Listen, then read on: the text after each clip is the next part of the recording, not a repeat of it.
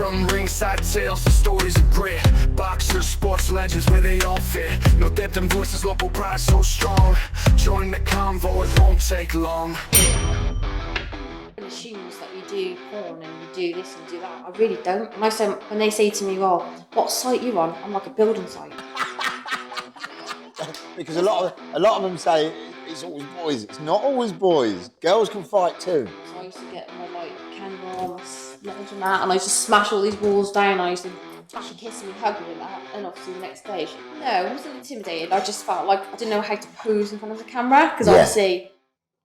Is It Really Worth It podcast is here this morning with one of the most inspirational, motivating pods we're going to have in a long time, I think. We're welcoming a girl all the way from Gloucester, Lee B. How you doing, Lee? Yeah, all right. Yeah? Yeah, I'm good, thank you. Yourself? Yeah, not too bad. Long journey? Not too bad, not much bad. Cruise it down here with the music on, so yeah. Yeah? Thank you, yeah. But you regular long journeyer? Always in the car, travelling, Manchester, Bristol, Leeds, up north, south, west, east, everywhere. Yeah. International. Oh God, yeah. Okay, right. We'll come back to the amount of travelling, but we'll start at the beginning. Okay. Gloucester girl. Yeah, well, Cheltonium, so Gloucestershire, so Cheltenham's where I'm originally from. Born and bred? Yes. Yeah. Cheltenham girl. Family. What family are you from? All from Cheltenham, all of us. Brothers, sisters? Yeah, brothers and sisters. How many? I've got 2 sisters. Yeah? So 3 girls in the family? Yeah. So a lot of fighting? Yes, it was. Because a lot of them say it's always boys. It's not always boys. Girls can fight too. Do you know what? It's my older sister. I used to nip all her clothes and all her perfume, blah, blah, blah. She used to hate me, yeah. Are you the youngest of the girls? Middle. Middle. Middle. Okay. Okay, so mum and dad, 2 sisters. Yeah. What was it like growing up in Cheltenham? It was good. I mean, obviously, when I was about 8, my dad and granddad built a house. And I remember we lived in a house near, not far from where my dad built the house. And I remember growing up, I grew up seeing my dad and granddad being builders. And I've always wanted to be a builder myself. And because I was a bit of a tomboy, I was always helping. And my dad and granddad built this house. And I think my dad was a self-employed builder. And I can remember one Christmas, he got bankrupt. We had to move. Obviously, we didn't understand what was going on. We had this big, lovely house that he built, and then we had to leave, and we rented this bungalow. And I can remember it was just like an old granny bungalow. I think she died in it because all the furniture. Still smell it. It stank like mothballs, and it was damp, and we had hardly any money. And I can remember we were just going there. And I can remember my mum drying all our school uniform by the fire, and we had tin beans and that for dinner and stuff, and and I had a blast. I didn't know what was going on, but obviously we had to leave, and we didn't have a lot of money at the time, so yeah. So humble beginnings. Yeah. Made you strive for a better life. Yeah, definitely. Okay, so when did you leave the bungalow? We're still there. You still got it? Yeah. Yeah. Oh, that's cool. I've got a little while. Basically, obviously, I sold my place, and the money I've given to my dad to pay the rest of the mortgage off, because he scrimped and scraped growing up, so I felt like I had to do the right thing, so that's what I've done. So I've moved back with him. Fair play to you. Took after him. Yeah, because they spend long enough looking after us. Oh, good, yeah. Yeah. So, you fell into boxing? Yeah. What age did you gravitate towards boxing? I think it was maybe 2001. It's because growing up I was getting picked on, because obviously I was ginger, dyslexic, and I remember getting picked on. I had no one to help me. I can remember I went to an under 18s night thing, and these 4 girls tried taking my jewelry off me, spat coke in my face, just proper picked on me. Bullied you? Yeah. And my friends did nothing, and I thought, do you know what, I'm not having this again. So I just went to the boxing, because I thought, if I could stick up for myself, then... And boxing was reasonably fresh back then, 2001. Yeah. It had only been implemented a couple of years. Yeah. Was it, was it intimidating? Was it daunting? To be honest with you, I loved it. I think once you go into a boxing gym, life outside's forgotten with, and it was all the travellers I used to box with, and they didn't treat me any different. You know, I know they live in a different community, but because I was a female, they didn't treat me any different. They treated me like a boxer. Yeah. And there was hardly any girls to spar with, so I had to spar with the boys, and it was good. Just come out with nose blood everywhere. Yeah. It's always, I don't think there's many amateur gyms in the country what don't benefit from travelling boys being in the gym and girls. They just bring an extra flavour, I think, to a boxing gym. Yeah. Because of their lifestyles, and they're brought up so closely connected with the fighting, that just bounces onto other people when they're in the gym, and I think they're a benefit to every gym. Yeah, it's a lifestyle, and it's it's very inspirational. And obviously, my sister found out that obviously I'm related to some of the travellers, like a Romney side. So I think maybe that's probably why the fighting's come out. Yeah, the DNA. So yeah, it's got to be done, and it's like a big family, isn't it, boxing? Massive family, but a small family. Yeah. Once you're in it, it it gets smaller and smaller once you're in it. Yeah, it does. Yeah, it's a beautiful, beautiful family. And especially when you got like girls, when you got people to come down and spar you, the girls and stuff, and you think, I actually ain't beating in my gym. No girls beat me in my gym. No, we don't lose at home. No. We don't lose at home. But then I have had days when I've cried, like obviously you don't show in front of people when you've been battered, and you just sort of carry on, but on like in the change room, you have a few tears, you think, oh my God. Yeah. But you never show it. Never show out. One of the golden rules. So, how long was it after you started boxing that you wanted to fight, like a boxing match? It's probably about a year I got into it. The coach says, I think you should fight. And I thought, do you know what? The buzz of like the build up to a fight and going to a show and having watching you like fight, it was just a buzz. I just think I felt like I had to represent, everything I've been through so far. At that time, I thought I need to compete and show people what I'm about. So it's a buzz, isn't it? Yeah. Best buzz in the world, walk into that ring. Buzz. Till you're in that ring on your own, you gotta go. That's it. It's you and that person, no one else. Yeah. So what? You'd left school. Mm-hmm. So when you left school, did you go to college or anything? So I was gonna go in the army because I didn't know what to do with myself. I had my first job when I was 15, working in old people's home, making them like dinner like kitchen assistant. And I can remember I used to go knock on their doors and they'd be sat on like Komodos and you'd be like, do you want tea? Do you want a tea? Oops. I'm like, Come back in 10 if you want. Yeah, and like, obviously I've had like that job and then I worked in a nursery with kids. Then I played women's football. Then I went to college because I thought I'll go to the army because obviously I've always loved sport. Obviously I wasn't very good with our academic stuff, like paperwork and that. I was just a bit dyslexic, so I don't know what I was doing.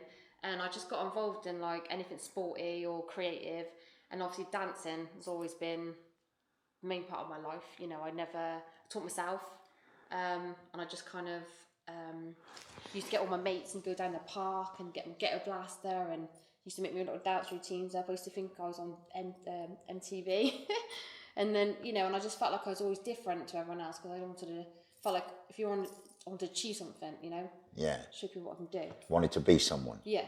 Yeah. So your work ethic was there from a young age. Yeah. So you're a practical person, not a theory person. Yes. Yeah, definitely. proper. Yeah, I can vibe with that. So you started the boxing. Did the dancing come before the boxing? Yeah, dancing come before. Okay, because the dancing you just said was a big part of your life. I don't think we're going to touch down on it now. I don't think you've really kind of explained just how big it was in your life. Yeah. But back then, what kind of dancing was it? Break dancing. Right, back then, it was probably a minority of the forms of dance. Yeah. Break dancing. It was relatively new, but made a big noise. Yeah. A massive noise. Pal of mine is a PT here in Northampton. Yeah. He knows you. Does he? Yeah, Swifty. Oh, I know Swifty. You see, we've spoke about you. We've spoke about you. And he said some great things about your dancing. Did he? So you taught yourself. when there's dance classes, dance schools everywhere, Yeah. you never bothered going to any? No. I just thought I was shy. I think I was probably shy, and I just felt like if you want to do something, you got to find it within. Like, I didn't feel like you could be taught. I think you just got to feel it and know it inside.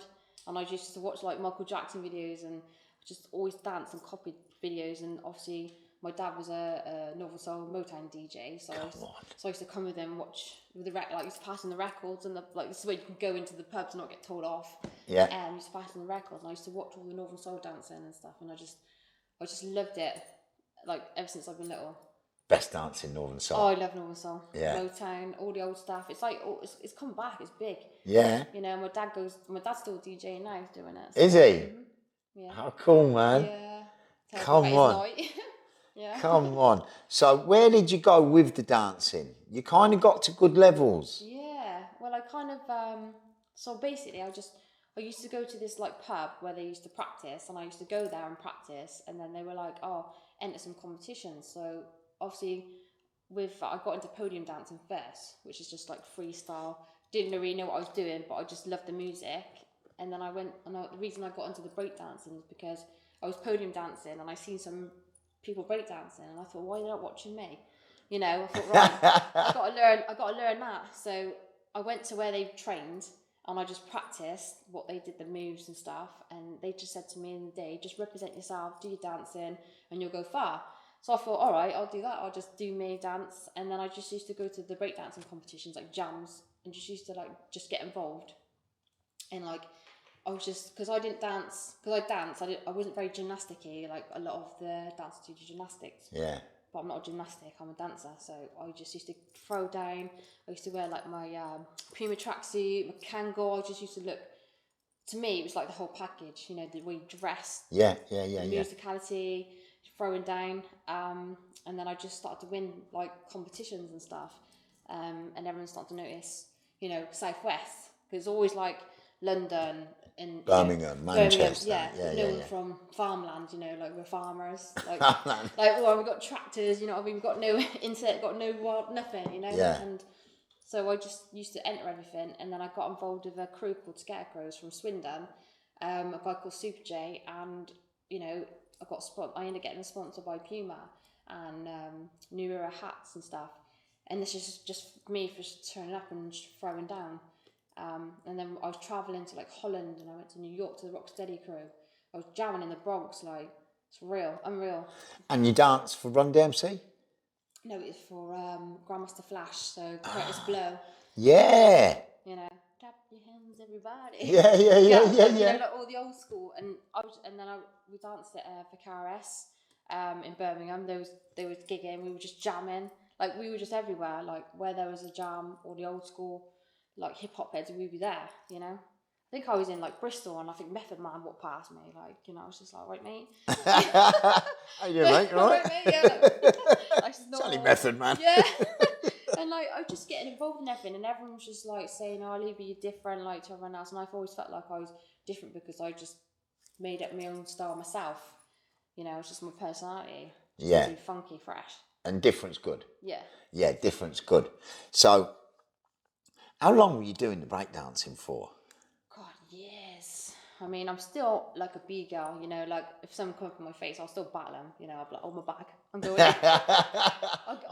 I'm off. But I have been to a jam for a while. Obviously, I hurt my knees, you know, I obviously hurt my knee from boxing. I obviously twisted my knee, so my knee kept popping out. So Cruciate ligament. Yeah, and then I've done, obviously, my other knee, when I did a Halloween thing, like acting things, because also I started getting into acting, I did frighten me, and I fell off this podium, so I hurt the other leg. So I've just been sort of going around the injuries, if you know what I mean. But I'll still get down. I just got to stretch now. Yeah, I can't just jump in. Get warmed up a little bit more. Yeah. So, in your teenage years, then, weren't there no like youth clubs or community centres or? There was a youth bus that we used to go to, but like they didn't have dancing. It was more like everyone smoking and stuff, and Table tennis. Yeah, and it was just like it was a bit dead. So you just kind of I felt like I had to find my own things to do. So dancing and music has always been like a big part of my life, really. Just let me just touch on something you said. Everyone was there smoking and that, and so the lifestyle of no, I'm not going to call it lifestyle of I'm just going to call it peer pressure. So you've got a lot of kids around you, your age, probably your pals, smoking cigarettes, probably burning a bit of weed. You never got into that. No. Why? Well, I tried, obviously. I went to this party once, and I think I did a bag bucket because I didn't know what it was. It put me off drugs for life. I never touched anything ever again because I didn't know. I remember I tried this bag bucket and I felt like I died. And I thought, do you know what? I'm never ever touching drugs ever again. I never did. Brilliant. I never did. I don't drink. I don't smoke. I've never done cocaine or anything. I've never done that. Never. Because I felt like I ain't a sheep. I ain't like everyone else. Because I see what it does to people. You're just like everyone else, like the same. And plus I was scared of my mum. She'd batter me, so. No, you respect your mum. Yeah. You respect your mum. That's the difference. All she said was to keep your hand on your penny. Yeah. That's what she said growing up. Yeah. And, we did. We just did not want to step the mark. Ever. Fair play to you. And that commands a lot more strength mentally. I think. You see, you've just said it. You're not a sheep. Yeah. 99.9% a sheep. Yeah. And they just follow and think, oh, this is the right thing to do. I'm going to take a bit of drugs and do a bit of this and do a bit of that. Yeah. So wrong, and it just stunts every bit of growth. Every bit of growth a human life needs.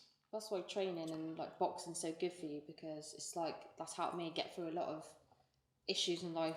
It's medicine. Gym's medicine. It's saved my life every time. Yeah. And every time I go away from it, I fuck up. Yeah. Every time. Yeah, it messes your head up. Yeah, it's for me personally, it's provenly I fuck up when I'm away from boxing. Yeah. It's not just a medicine. I think it's therapy. Yeah. It's everything. Yeah. And I think once you get involved in it and you feel the benefits, you mentioned earlier about you feel more than take instruction. It's just how you feel. Yeah. Once you get that feeling in there, 3 or 4 weeks in a boxing gym, you're addicted. Yeah. And I think that's across the board. It's got to be the best sport, and this is what parents need to do, is push their kids into contact sports, to discipline and take them away from that sheep mentality. Yeah. Because once you're in there and that bell goes, you're on your own. You're on your own. There's no one. It hurts if you don't look. None of your sheep can come and help you. Yeah, exactly. Do you know what I mean? So, you're breakdancing, great level of breakdancing. Yeah. You've gone into the boxing. So, you've had your first couple of fights. How many fights in total did you have? So I had 12. Brilliant. So I won 6 and lost 6. Brilliant. And then I became a Wiltshire ABA champ. And then I just kind of but obviously at the time my mum was a bit poorly at the time, so wasn't really concentrating much on the boxing. I was doing it, and my mum came to a couple of fights. She loved it. She loved it. She loved the dancing. She loved all the boxing. So very supportive all the way through. Always, yeah. Brilliant. Always. It was like a night out. She loved it. It's she loved like out for her. I'm out tonight. My girl's fighting. yeah. I think I get the fighting side from my mum. To be fair, my dad's quite chilled. I think so. Yeah, it's definitely my mum, because she brought. That's the Romany DNA there. Yeah, her grandparents were travellers. So, and she says to me that she remembers them having black hair, and her nan had big gold earrings and stuff. Yeah, beautiful. And she grew up at council estate. She said to me, Leanne, I wanted to grow up to be nice girls, but take no shit. Yeah. And that's how we've been brought up. Yeah. She didn't have it easy growing up, like the rest of the old generation. But she said to me, if you want to get something in life, you need to go out and get it. So yeah, and that's what I've been doing. And you certainly are getting it. You certainly are getting it, man. Do you have any downtime? I really don't. I think when I'm asleep. And you don't get a lot of sleep. No, I just, as soon as the moment I'm awake, boom. It's weird. It's as soon as I'm awake, I'm doing I'm on it. What's next? What I'm doing this week? What's going on today? I need this. I need to do that. I need to go here. It's constant. Got to go gym. Yeah, but your discipline is so admirable, man. Because the easiest thing in the world is to get up and fuck it, I want a day off. Yeah. You don't have no days off. Ever, do you? I think a day off is when you can't physically move anymore. I've just been brought up to just keep going. I know obviously it's good to have a day off and have a rest. Because I got myself in a bit of a situation last year. I went to work and my one of the lads at work was like, "What's wrong with your face?" And I said, "What do you mean? Like, I've always been a twat." I was like, "What are you on about?" And my face dropped a little bit, and so I rang my sister. I was like, I said, "Oh, my face has dropped a bit," and she was like, "Well, ring the fucking doctor then." I was like, "All right." So I rang because we don't. So you rang your sister first before the doctor? Yeah. So she said, "Ring I the love fucking that. She said, "Ring the fucking doctor," and I rang them, and then they said, "Oh, you need to come in now. You might have had a stroke." I thought, fucking hell. So went to the doctors and stuff, and they obviously done a load of tests and stuff, and obviously I'm panicking. I'm thinking, oh my God, I never get ill. And it was Bell's palsy I had, and they said it's to do with stress. So I think it's just where I was just so busy, and it lasted about 2 months, and obviously doing the modelling and the dance at the time, it was, I'm not vain, or I've never been about my looks, but you know, like when you get it taken away from you for a minute, it just made me realise, you know, every day's precious. Yeah. So I used to like stick plasters on my face, stick it up, and then I used to massage it at night, and about 2-3 months, and then I was back to normal. But sometimes it can last for years. It can last a long time, but I think because of your activeness, your muscle memory would come back very, very quicker. Yeah. You know, so there's another thing, that's another message people need to understand. Once you're active and you've got your elasticity in your skin and your ligaments because you're healthy, it just helps so much. Fair play to you, man. So what happened after that? So basically, well, what happened with that, I just carried on. I wore shades, you know. So when you got diagnosed with Bell's palsy, did it stop anything? No. So I think I had like 4 days off, and I thought, fuck this. So I didn't care. I thought, do you know what? I'm just going to carry on training, just carry on. So what was your doctor's advice? To rest. So you took it? No, don't listen to no one. Very stubborn, me. Yeah, no, but very focused. So you were advised by the medical profession to rest. Because the human body's not designed to rest, you know that. Yeah. It's designed for movement. Yeah. So you smashed the odds really by recovering from that in a month, 6 weeks. Yeah. So you're in the gym all the time. 4 days. You sound like me. You sound like me. It's just not out You won't be doing that for 3 months, yeah? Okay. Yeah. My mum ever listened to the hospital doctors, so I'm just saying as her, really, just Yeah. stuck on our ways. If we listened to them, we'd probably be on our boxes 50 years early. Be like everyone else, yeah. Yeah. So your boxing's still going. When did you stop boxing? I think I mean competing. probably a few years ago now. I think the last fight was when my mum was around, and I think when obviously she, you know, passed, I kind of didn't really compete anymore, and obviously injuries, but I just kept training, sparring, and just kept it up just for my own sanity, really. Yeah. And obviously I was helping kids, girls, at the gym, box and stuff. So you're coaching other kids as well? Yeah. Brilliant. So you're not just taking it all for yourself, you're putting a bit back in for other kids. Yeah. Faultless. So you're not competing in the boxing. No. But let's kind of, your boxing is still relevant in your life, but let's go back a bit. What age did you start working, Lee? 15. So you're still at school? Yeah. Well, I've always worked. My mum, growing up, every school holidays, she'd make us clean, do painting. She made us work. Like, you would not be sitting down. She said, get off your ass, fucking do some housework, hoovering. So I've kind of always been brought up to clean work. And then she says to me, you can't be sat around here doing fuck all. So, right. So I also used to help my dad. So my dad was a bricklayer. So when I was 11, I used to get on the site with him with the mixer and get the mix on and barrowing stuff. And 11? Yeah. When you could have been at home playing the PlayStation? Yeah. That's the difference. That's the difference. Why can't kids do this? Yeah. So you started on the construction. Sounds crazy. You started on the buildings at 11. Yeah. So like every weekend you'd be out with your dad working. Yeah.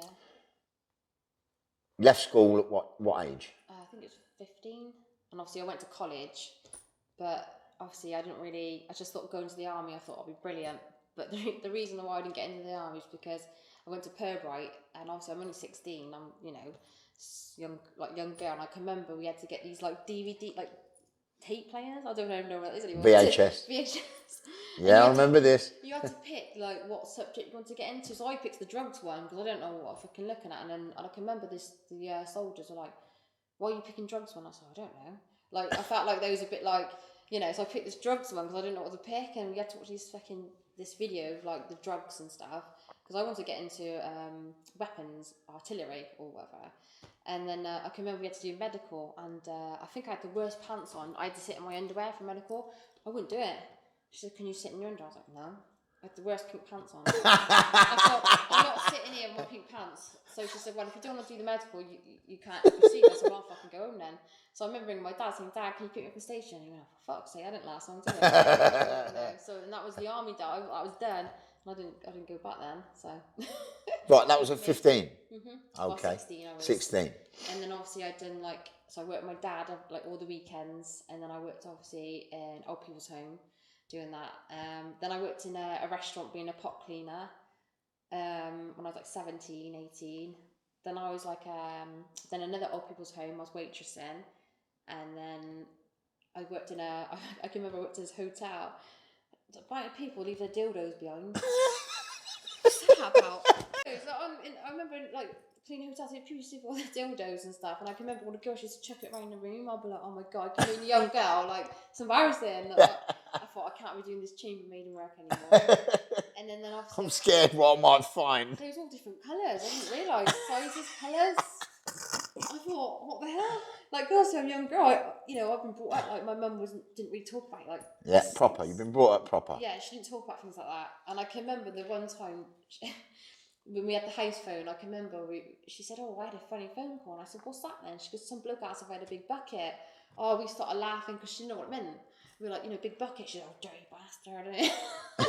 Like, you just, I mean, we just didn't talk things like that, You kind of learn as you went along with your friends, didn't talk about things like that. But that generation was so proper. And you didn't wear your top, you didn't have your boobs out. My mum would be like, make sure your top's high, not too short skirt. Yeah. And that's proper parenting. Yeah. Proper parenting. My dad just took the piss at what do you look like? Being a builder. I think I've had that all pretty much all my life. What the fuck's that? You meant to be fucking B. I'm like, what do you mean? So, how very dare you? Yeah, there's no holding back in our family. Yeah, that's good. That's cool, man. So you started on you're on the construction now, yeah? Yeah. So you started on the construction full time at what age? I think I started when I was 2007. So my dad was working for a company, and he said to me, "There's a job coming full time as a lorry driver."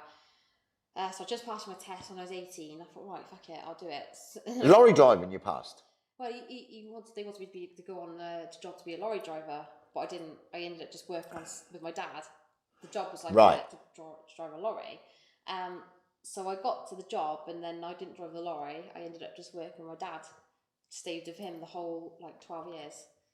Every site we went to, so he would be site manager, and then I'd go with him, and then any demolition, I'd be knocking block walls down. I felt like I had to constantly prove a point to these blokes because obviously a female on site was on a construction site. Yeah, you just like a weak woman. So I used to get my Kangol, my sledge and that, and I used to smash all these walls down. I used to barrow it, get a plank up on the skip, tip it up. I did everything as much as the boys did. And you can drive a machine as well? Yeah, I drove the cherry picker, scissor lift, and the forklift. And I've seen you on a 360 as well, track machine. Yeah. And you can drive that? Yeah, I can drive anything. Obviously, some things you need tickets for. I can drive them, but you need tickets for them. Yeah, but the rest of stuff I got, tickets for and stuff. Fair play to you. And that that was self-learned. Yeah, so just getting on there, but all some of the builders show you, they just say, "Oh, get on it." I remember driving the dumper, and it's just get in it and drive, and you could just drive around on the dumper, and there'd be no rules like it is now. Health and safety is crazy now. Yeah. So wasn't there any point, Lee, you know, you must have had girl mates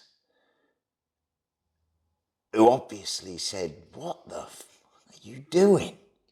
To be honest with you, I never, because obviously social media's come on loads now, and back then wasn't really. I think we had like MySpace, and That's right. there wasn't Yeah. really anything mad happening till obviously what it is now. Like there's a load of female builders now. If I had that back then, I'd probably be rolling in it. But you know, it's one of them, innit? I just feel like I always had women saying, "Oh, fair fucking play. I'd love to do something like that." You know, I've always had like quite good response, and for a company, it was good to have a female on there because some jobs you go to, women prefer women instead of like hairy ass blokes with a big belly sticking out. That's pretty much. See a bit of that, yeah. You Like, see a bit of that. a in the lot of building. that, yeah. You know, and there's no holding back, and I think with the building, it's like you get all walks of life. Yeah, and what you see is what you get. It is basically, and you kind of, it's different now. You can't say certain things, but back then you could just say as it is. You know, when you especially grow up watching bloody Only Fools and Horses, and you Come know, on. it was nothing personal. How you spoke to each other, Yeah. like old school ways, you know. The best ways, Yes. respectful, dignified ways. Yeah. You wouldn't dare back chat. What? Oh, you wouldn't even look at someone the wrong way. Which end of the belt do you want? Oh Do you know God, what I mean? Yeah. I can remember I back chatted with my mum once. She smacked me straight in the mouth. I never did it again. Yeah. I Yeah. thought, fuck that. Yeah. But kids can phone the police on their parents now. It's crazy. That's if I threatened my mum to phone the police, I wouldn't walk for 6 months. Yeah. Yeah. Simple as that. They've got it so easy now, and it's just like it's sad in a way because you think you ain't got a clue. Yeah. This is real life, and the world ain't a nice place out there. Do you know what I mean? And it's not bloody easy either. Nah. We had to strip and work hard for everything we've done. Yeah, and work hard you have. Mm-hmm. So you're on the construction. You started boxing. Mm-hmm. Well, we've got through your boxing. Yeah. You're still dancing all the way through. You started modelling. Yeah. Okay, now this is a good bit of meat on the bone. Okay. You're modelling for the right reasons. Yeah. 9 out of 10 girls now are modelling for the wrong, I think. Yeah. And the way they're doing it will come back and bite them on the ass. Yeah. Mm-hmm. So you're doing it in a different way. Yeah. Tell me. Well, do you know what? I think in life, I think if you don't do it, you'll never know. So I've always grown up to be quite respectful and be you, and you can get, if you want to, what's the word? If you want to get like respect, you got to work for it. And I feel like showing your bits is just too easy. Like I've got nothing against, I model with girls that do that, but it doesn't affect my life, so it doesn't bother me what anyone does. But for me, I felt like, because everyone assumes that you do porn and you do this and you do that. I really don't. When they say to me, "Well, what site you on?" I'm like, a building site. You know? It's the only What site am I on? I'm on a building site. I'm on a building site, you know? And they're like, what? I'm like, yeah, I drive machines and I knock walls down and I graft. Yeah. You know? And they're like, "Oh, not OnlyFans." I'm like, no, I'm not. I just feel like I don't want people to buy to look at me. I just feel like I want to represent like everything. I want to represent like you can be beautiful, you can be strong, independent, without showing the gooch. Yeah. Just like that. And I feel like a lot of young girls watching these, especially these programs, it's all about image and they get all this that done and this done. You don't need to. You've got to have a good soul, good heart, a good soul. Yeah. And it's more uplifting in life to be something, to work for it than just gooch. Yeah. Gooch tit. But I just, do you know what it was? Because obviously, like, losing my mum, I felt like, do you know what, right, life's too short, what else can I do? I thought, right, I've done the boxing, I've done... How did that affect you in your life when you lost your mum? Oh, terrible. I bet, yeah. I think my mum was ill for about 10 years, and obviously she used to come to the boxing when she's well. You know, obviously... Did she tell you she was ill? We knew she was ill. She didn't tell us. She was old school. So she never complained about anything. And she had so basically she had gangrene in her intestines twice. So she had no bowels. She had a stoma bag, and then she had a machine to feed her through a 10 p.m. machine to feed her. So she couldn't eat or drink like a normal person. So she had a machine to feed her, you know. And not once she ever fucking complained. because she, just the way she was old school, you know, they could be their arms hanging off and they say they're fine. And you know, some days I'll go with her, like she banged her toe because her blood system wasn't very good. She banged her toe and it went gangrene and her toe moulded off. Then she had a cyst in her neck, which made her nearly paralysed. She spent about 9 months in hospital with different treatments because she was just so poorly, her blood system, and it's from smoking. She was a smoker, so didn't give a fuck smoking. I can remember she learned how to detach all her stuff from machines. She took no shit from any doctors, any nurses. She told them to get fucked. And I can remember she went out of the hospital, like, you know, on the bench, you know, and she'd be smoking, and the nurse would be like, "Do you mind not smoking on the premises?" She goes, "Yeah, all right." And then she goes, "Oh, fuck 'em," and said the C word. So I just thought, you know, my mum, she can do what she wants. You know, she knew she wasn't well, and I think as time got on, she got quite poorly and poorlier, and she was always headstrong, which kept her going. And then she had a couple of strokes, and I can remember, like, I was working in Oxford, but my mum had like 9 lives. Like, she always used to collapse on the floor. We'd always have like ambulances, you know. I used to see it in really bad ways, but she was like a cat. She always survived. So you just thought, oh, she's all, you know, she's alright. She's tough. And then I think it was, I left my job and I was going to another job, and I had a week off, and I can remember being at home, and my sister was like, "You better come to the bungalow." And I thought, all right. And I can remember driving there, and there was like ambulances. Sorry. Go on. You're cool. Take your time. Take your time. Chill.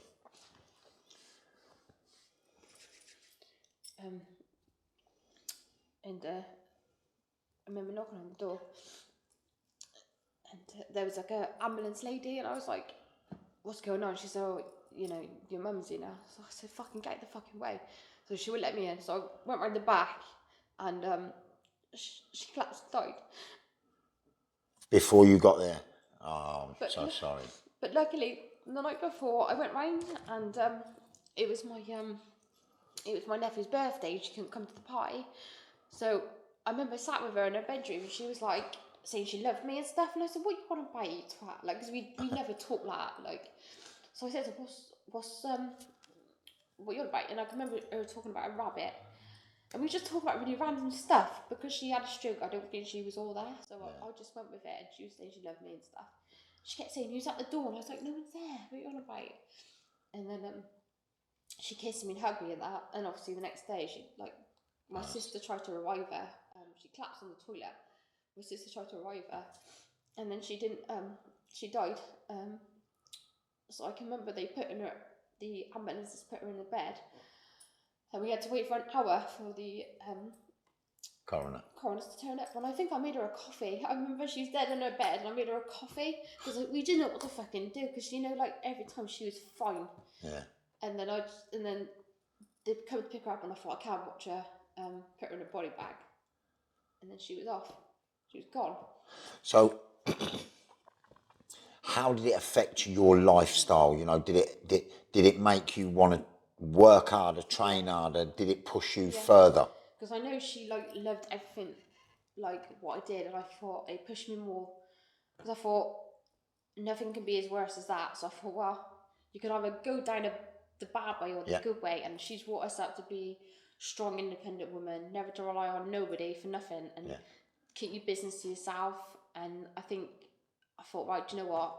I'm gonna fucking do it for her. So, but the weird thing is, obviously, my mum died, then my cousin died, which is the same family, so we had to go to the same funeral place, so all the same people again. Well, at the same time? The month after my mum died. And then obviously my dog died as well in my bed. Just died in my bed. So it's like my aunt, my cousin, my dog. Then I had my other dog put to sleep for 14 years. Then my 2 aunties died. Everyone just died within like a few months. Wow. So,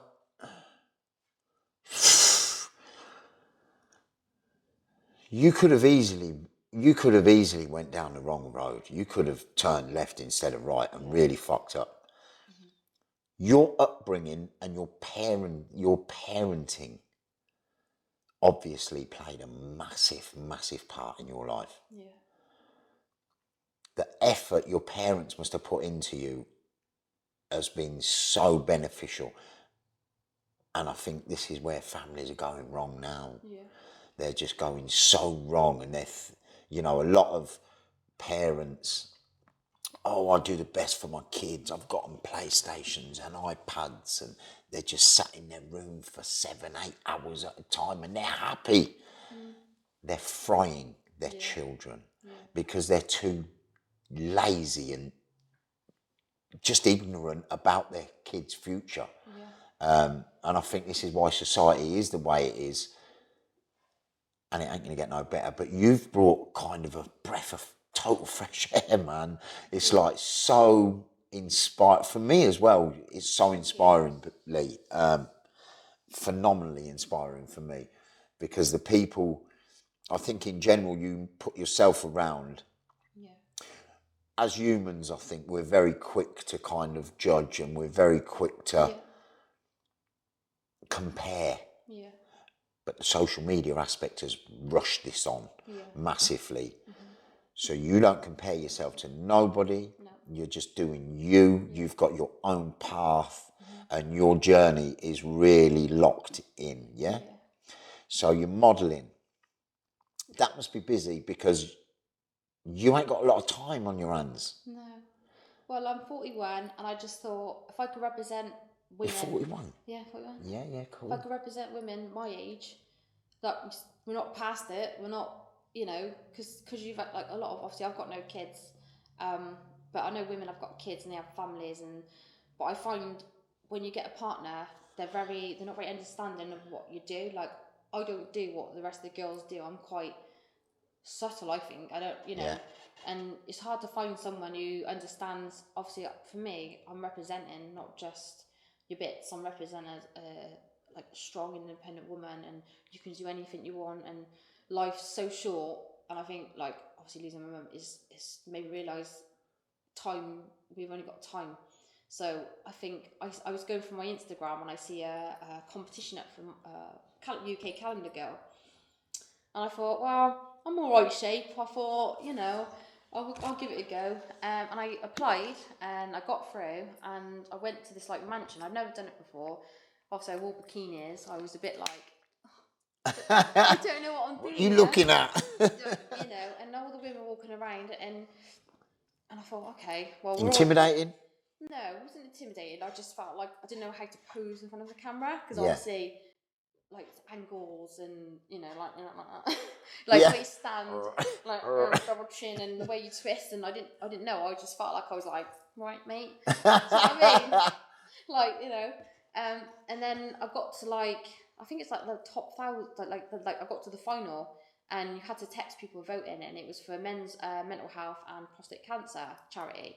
So I thought, all right, if I can help, obviously losing my mum, people go through a lot of bad times. If I can help do something for charity, I'll help. So I got to that, and then I didn't really get anywhere with that, and I thought, well, do you know what, I quite like this. And then I just kind of, like, any little model events going on, I'll just go there and pay you, because pay you go to, like, for your, like, a portfolio. If I start getting a portfolio together, and every shoot I've gone to, I've tried to be like, I love pin-up girl, I love, like, vintage 50s because I grew up that old era, and my mum and dad was together until she died. I love the old fashioned love, the original, how I've been brought up to be. You with someone, you love them, that's it.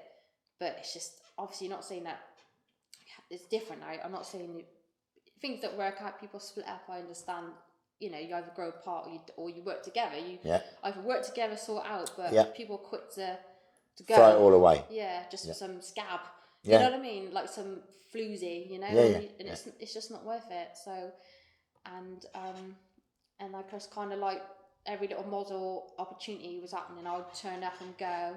And obviously I started getting the tattoos, because I felt like it's just, I felt like tattoos is just my expression of, like, I love the old school. It's an expression of you. Yeah. And I just started off with one, and I ended up, and then obviously a lot of people like the tattoos, and then I just started to get noticed, and and then that's when the acting got involved. A film called Cold Up North, a new gangster film in Manchester. Me and my friend went for an audition.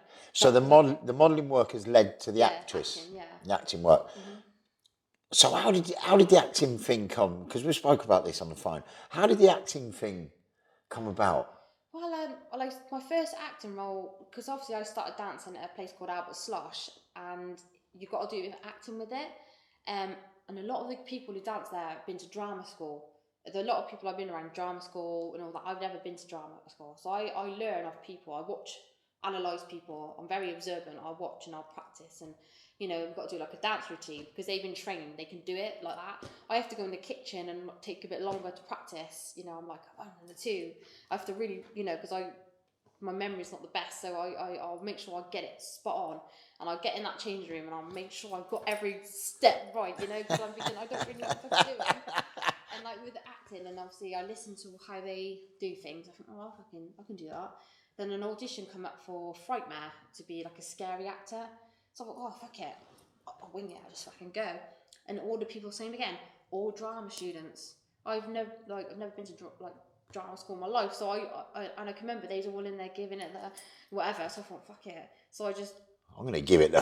yeah, so I did, and then I ended up getting a fucking part in it as like a Lost World raver, and which is just have to be weird. It's funny though. It was kind of like a bit like acting, and you've got to do weird shit. But I thought, well, now everyone's doing it, do it, and I got the job, and I thought, I fucking quite enjoy this acting stuff. And then So you became part of the Actors Guild. Yeah. And everything I just kept putting myself forward. I kept getting it, and I thought, I must be all right. I thought, just give it some and just be myself. And then obviously, when I did the modelling, I met a girl called Fiona, and we hit it off like best friends. Like we're both nuts. We're both like fight off each every day. We're like, let's do this, let's do that. I'm like, yeah, like. Do you know what I mean? It's a Tuesday morning. Fucking people still waking up, and we're like, yeah, let's do this, let's do that. We're still in their bed. Yeah. We're out. We're out. God. And then I see an audition on Instagram for this film called Cold Up North, and I thought, do you know what, fuck it. I said, do you want to go? She's like, yeah, all right. Same again. All these people have been on these series. They've all been to drama school. They're like, oh, you've done this before. Like you get the snooty ones. I'm like, does it fuck? I just come turn up. No, I ain't done a thing like this before, but I'm getting it. And then we were meant to go on as like extras, and they gave us these fucking lines, and we were like, fuck. So we and my friend were practicing. And we're like, right, you say your bit, I'll say my bit. And then we went upstairs. They said, oh, Fiona, go up first. And I thought, fuck it, I'll go up with her. So I'm like still on the stairs watching, and then the bloke's like, yeah, you two get on the stage. So luckily we were I'd practice, and we just gave it some, and then the bloke was like, right, fuck it, put the paper down. Right, I'll give you a scenario. He says, you two are in a club, she won't let you, the doorman won't let you in, what would you do? And I was going, oh, fucking batter you, mate. And I was like, obviously giving it the acting. And then he went, oh, fuck it, you two got the part, but don't tell anyone downstairs. So we went downstairs, and we obviously got the part as the two best friends in the film. I thought, fucking hell. And we were like, go on. And then we went to Manchester, and then we did like a pub scene where, obviously I'm just pretending. So you did the auditions where? Manchester. Oh, so you're back up in Manchester for the filming now, yeah? So I think we've done all our parts now, but me and my friend are the two best friend strippers on it. I can't pole dance, but I fucking winged it. Like everyone else. I can't pole dance, but I fucking winged it. Yeah, it was so funny. And then I think it's supposed to be coming out in October time on Netflix, trying to push that onto Netflix. But then as well as filming that, I filmed another show, Repo Man. And that's another series that got involved in. So you're into your third bit of film work now? Yeah, but it's going to be on Prime Amazon at Christmas. So it was kind of like the guy, Sean James, rang me up and says, oh, do you want to be an agent? I thought, yeah, I fucking be it. Obviously, like, I don't got a clue. I'm like giving it to someone, yeah. Like, yeah. I was like, I don't know what I'm fucking doing. And I remember the first day of shooting, like trying to set up all this camera stuff. I ain't got a bloody clue. And I had this t-shirt on, and there was a hole, and I think the girl had this t-shirt before, had bigger boobs, and he was like, oh, she had bigger boobs than you. All right, mate. Yeah. What's that all about? Yeah, like, all right.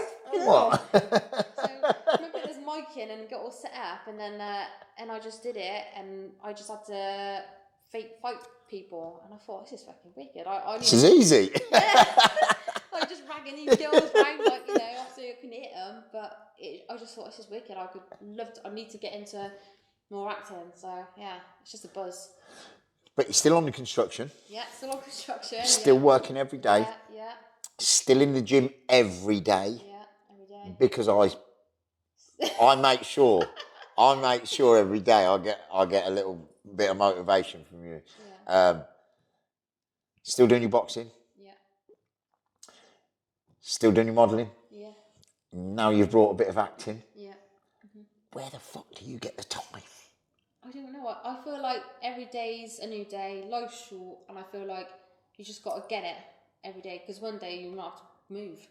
You know, like as bad as it sounds. Obviously, seeing my mum, obviously, like you know the way she was, and in the end, I just think you know what, she wouldn't want me to be sat around.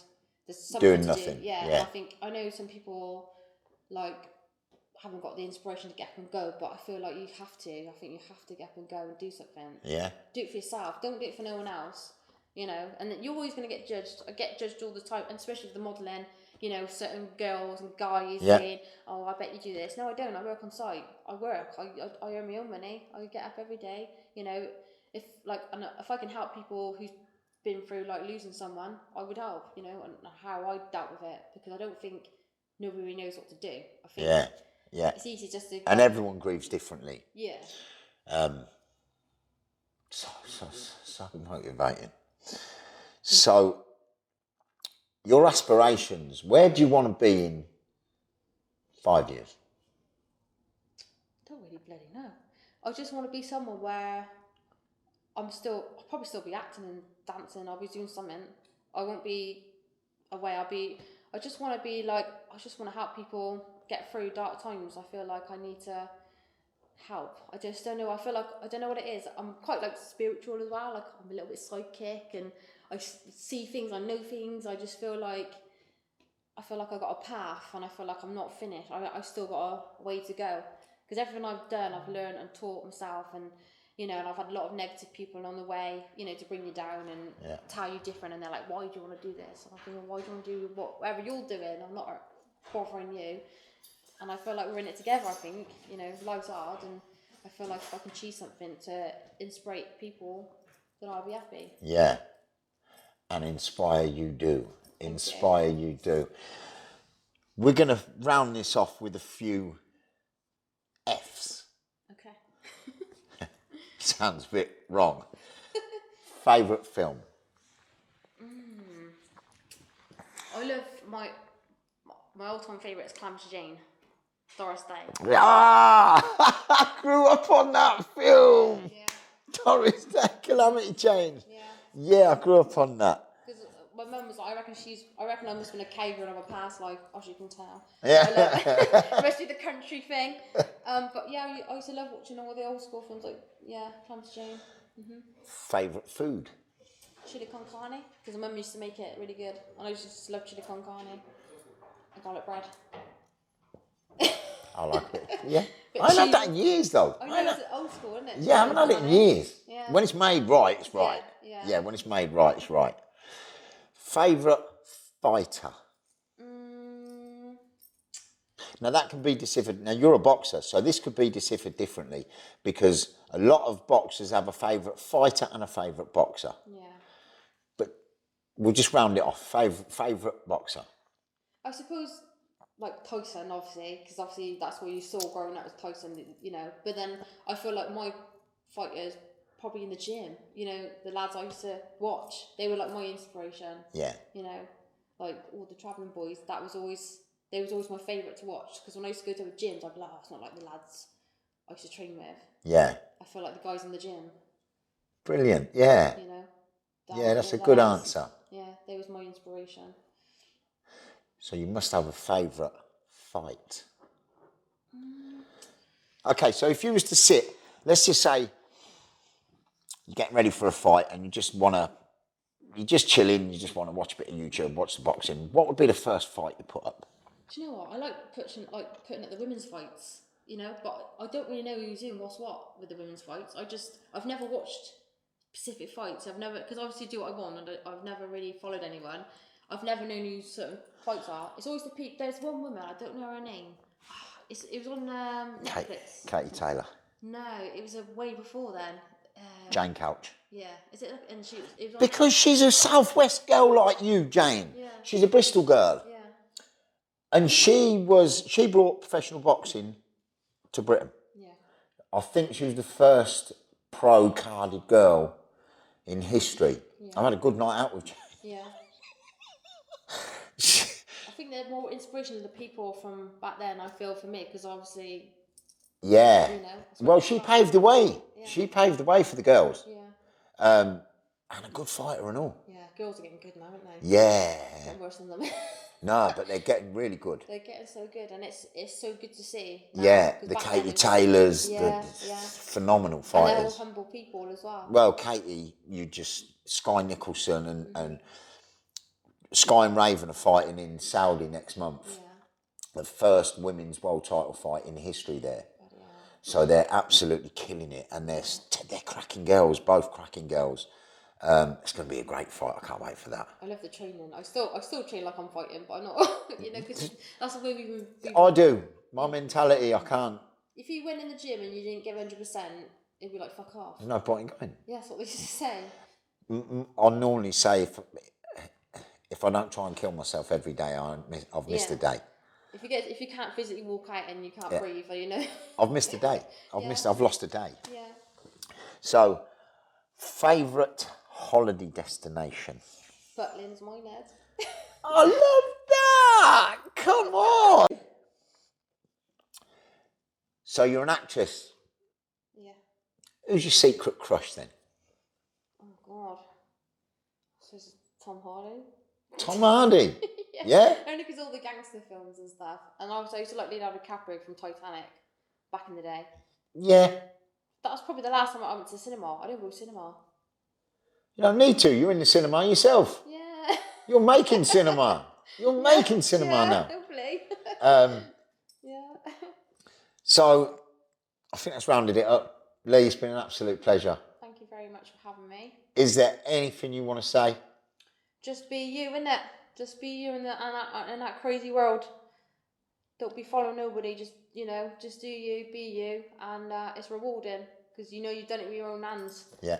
And your own heart and soul, and that's it. Love that. That's it. Love that. Yeah, thank you.